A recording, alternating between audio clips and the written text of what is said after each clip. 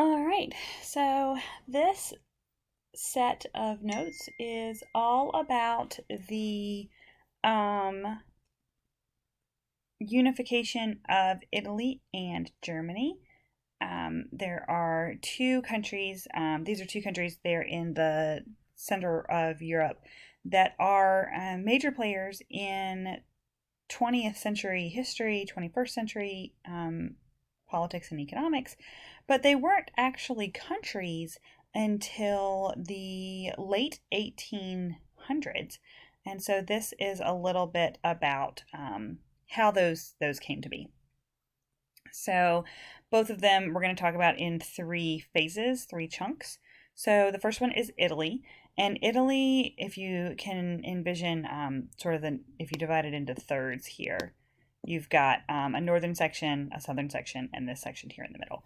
So Italy at the beginning was divided into multiple different city-states. It's been a series of city-states that all speak Italian, but all are ruled independently, similar to how Greece functioned in the ancient Greek cultures. And throughout different phases of history between the fall of the Roman Empire and the 1870s, the different kingdoms were ruled sometimes by other people, other outside cultures. The Spanish have control of parts of Italy for a while. The French have control over parts of Italy for a while. The Austrians as well. And by the time we get to 1871, Italy becomes united into what we know today as the country of Italy. But Count Cavour, this guy here on the left, he is the prime minister of Sardinia. Sardinia is a northern Italian kingdom, and he unites all of these northern Italian kingdoms into one rule. And then there's a man in the southern section called Giuseppe Garibaldi, who is the leader of the Red Shirts, is a guerrilla warfare unit.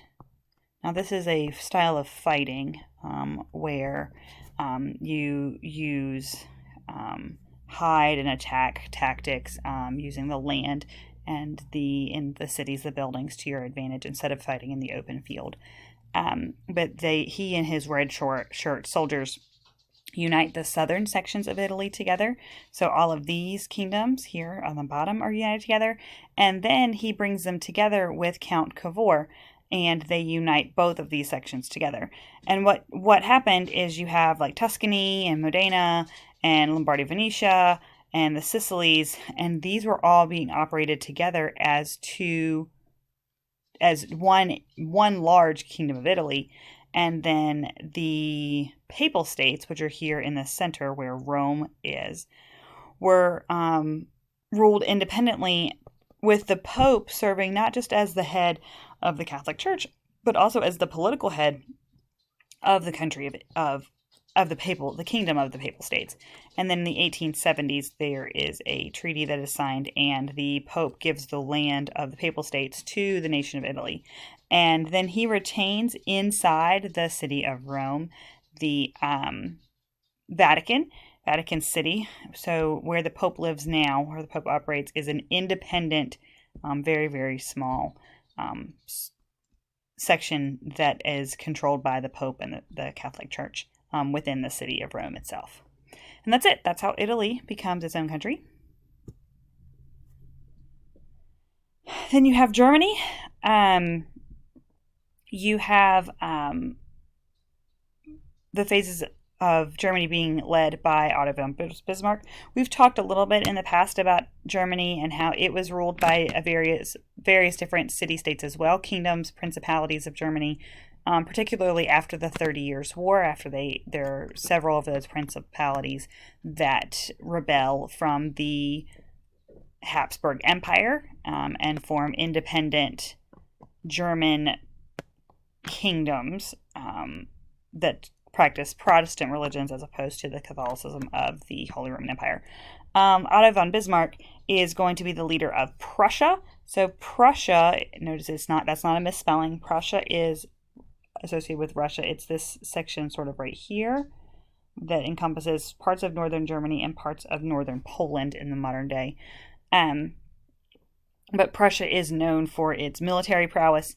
But he appeals to people's nationalism, to people's pride in being German, right? So just like we talked about in Italy, where everyone was speaking Italian, but they were living in different kingdoms. The same thing in Germany, that there was all these independent German city-states.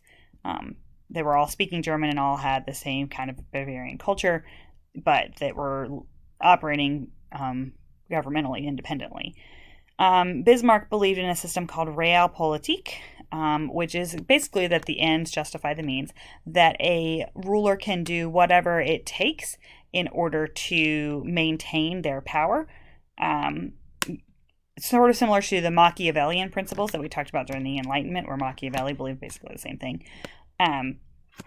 This quote by Bismarck, this is Bismarck right here, is not through speeches and majority decisions, so not through democracy, right? That's what that dig is about, not through democracy. But the great questions of the day will be decided, but by iron and blood, that everything will be decided by the military and prowess, not from talking through conversations and not through any of those sort of judicial processes that Europe and the United States have been implementing for really the last couple hundred years in history. And then the Franco-Prussian War is going to lead to the creation of Germany. So Franco as in France versus Prussia. So it's these two major countries, right? That's getting a little sloppy. Well, if I clear it, it doesn't matter. France and Prussia. So basically he does sort of a sneak attack into France and then has it written up in a newspaper as if the French were attacking a Prussian border. Realistically, it's his own soldiers dressed up as the French. And he then used that to drum up support for his war and fights against the French. But what it meant is that the French had to give up a lot of their land holdings. And it helped unite all these other German cultures who were like, how dare the French attack our people? That plead to nationalism again. And they fought for German independence. So Prussia then becomes a major player in German politics, but there is no longer a nation called Prussia. When German unification happens in the 1870s, they unite all of those as regions within the country of Germany that you know from World War I and World War II. So, all right, that's it. If you have any questions, let me know.